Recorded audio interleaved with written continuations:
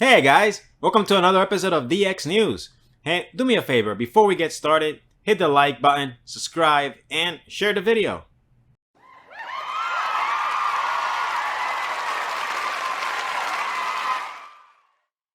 So our first news might make you feel like it's an early Christmas, but no, it's just Kwon finally getting what he deserves.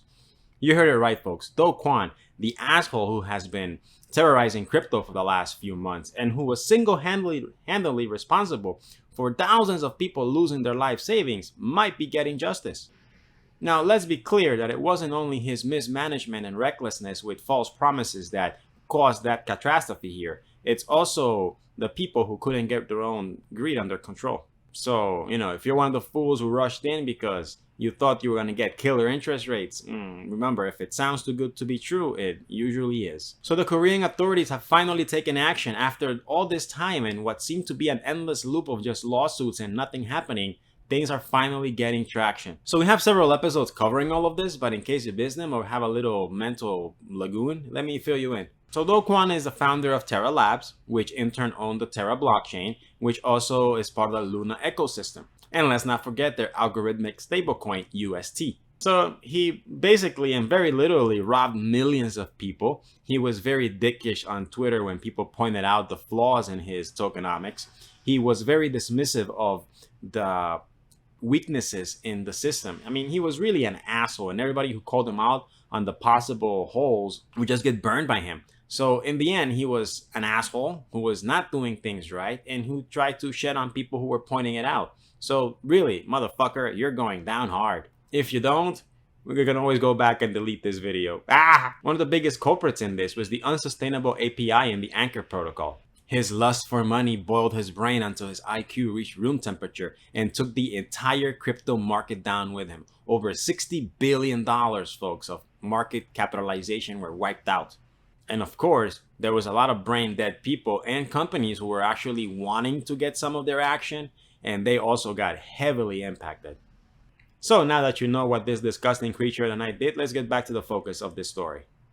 So Mr. Kwon has been chilling, literally ever since this happening, despite his entire legal team quitting, despite several lawsuits. He was simply out of Korea's reach. And no matter how much evidence there was that made it as clear as the Caribbean waters that he was heavily involved in this, he was still chilling. Nothing seemed to break him. Surely but slowly we started getting signs that something might be happening. Like for example, Korea banned the entire Terra Luna scene from actually leaving the country. The warrant appeared on the news with the following words from Coindesk. The warrant included 5 additional individuals, Bloomberg News reported, citing a text from the prosecutor's office. They are charged with violating the Capital Markets Act, the report said. We should not see victory yet until this dude is behind bars. And he very well should be, along with any other bad actors. And I don't mean bad actors in the sense of John Cena. That's a different type of bad actor. I mean people who are out there to get you and who have bad intentions in and out of the crypto space. So moving on to the merge, because you have to talk about it if you're a reputable crypto news broadcaster. So a long time ago, during the writing of this script, which happened to be on September 14th, there was actually a live stream of the merge going on that you could watch, or could have had watched, because now it's only a replay. Now merge? What are you talking about merge? Let me remind you what it is. So Ethereum uses a proof of work consensus algorithm to validate its transactions, pretty much like Bitcoin does. Now it turns out that this consensus algorithm is actually quite costly, not just for users, but also for the miners, because they have to invest in more and more specialized equipment. And some people even go as far to say that this is detrimental for the environment. Who really cares about the environment? We're all moving to Mars anyway, thanks to Uncle Elon. Ted Cruz, that's who. Anyways, the merge will see Ethereum transition into a proof-of-stake consensus algorithm, eliminating the need for all of this specialized hardware and making transactions a lot smoother. Smoother like a DX script. The fees will also be cheaper and the world will be better. Now, something that you might want to keep in mind is that this update has been delayed a lot, actually. And because the merge is something very important, you might imagine that it'll take a long time to see it through. Instead, it's only taking 12 minutes. That's right, folks, 12 minutes for all of these months and months of intensive work. and in 12 minutes it will be done. There's also going to be 150 devs on standby in case something goes wrong, because they want to make sure everything runs as smooth as the NFT Brawlers trailer. Now that's a high bar. Another thing worthy of mentioning is that during the event you're going to have a space to put in a pixel on the blockchain, similar to another story we covered months ago when we were still doing internet news. Similar type of Reddit place. Now, as we approach the proof of stake consensus algorithm in Ethereum and we leave behind proof of work, we kind of have to wonder what's going to happen with the potential hard fork of Ethereum, which will be called Ethereum POW. Is there room for more Ethereum? Will Cardano become faster and eventually catch up to Ethereum with its own hard fork? So it's 2022 and everything needs to be political. And Coinbase is jumping on that donkey dick. So have you guys ever wanted to receive crypto education from a politician? Yes? If that's your answer, you came to the right place, because we're going to tell you how. Now, me personally, I'm not a big fan of politicians. They're the kind of people who do all the wrong things for the right reason or do the right things for the wrong reason. Either way, they never get it right. Most of them only care about centralizing things.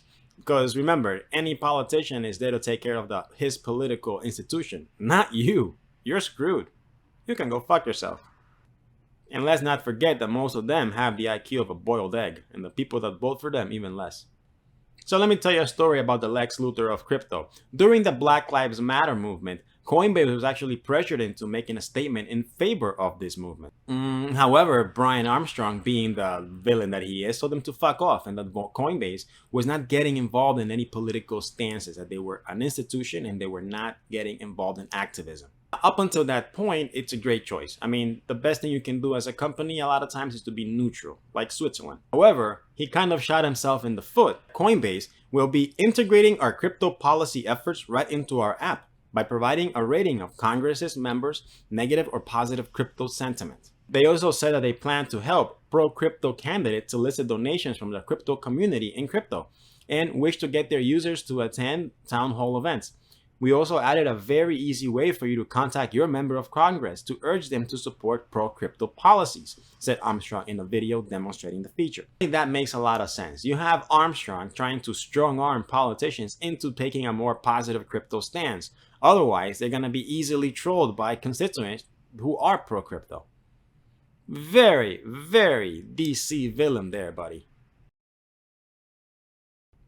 Now, we're going to do a throwback to our very first episode a long time ago, and how we actually talked about NFTs from Starbucks and how really cringe it was that they were going to be doing NFTs instead of trying to figure out a better work environment for their employees.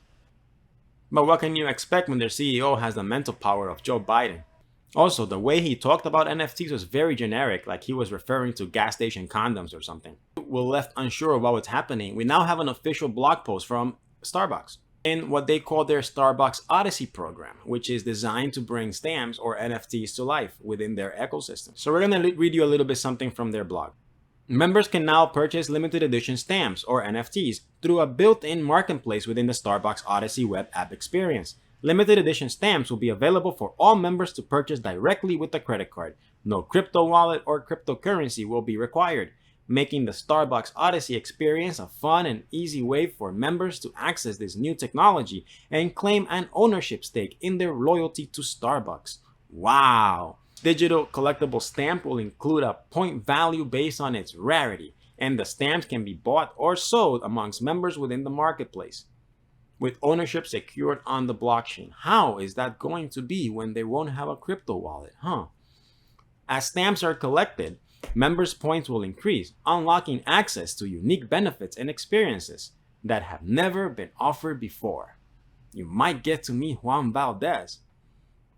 This experience can go from a virtual espresso martini making class to access unique merchandise and artist collaborations. According to them, this experience can go from a virtual espresso making class to collaboration with artists to actually visiting one of their farms in Costa Rica, a place called Hacienda Alsancia Coffee Farm. Yeah, we're kind of shameless and just copy pasted this from their own website. Surprise you at this point, guys. So in case paying $10 for a cup of coffee wasn't proof enough that you're a bigger sucker than the squad of a certain YouTuber, you can now mint NFTs to access unique perks that would be paid for by more expensive coffee and higher inequality for the coffee farmer. Great job, Starbucks. Can't wait to hear your next partnership with Coinbase, probably. And to finish off strong, guys, remember to visit dxsale.network and dx.app to see the latest updates on our ecosystem as well. Make sure to check out the KYC and audit partners in case you're looking to launch a project. That's a very great way to start. Make sure you also visit the NFT Brawlers game so you can sign up for the whitelist. And check out the DX Telegram chat for our newest services, DX Marketing. Because really, let's face it, we all need better marketeers. That's all for today, folks. Remember, my name is Louis, and as always, do your own research.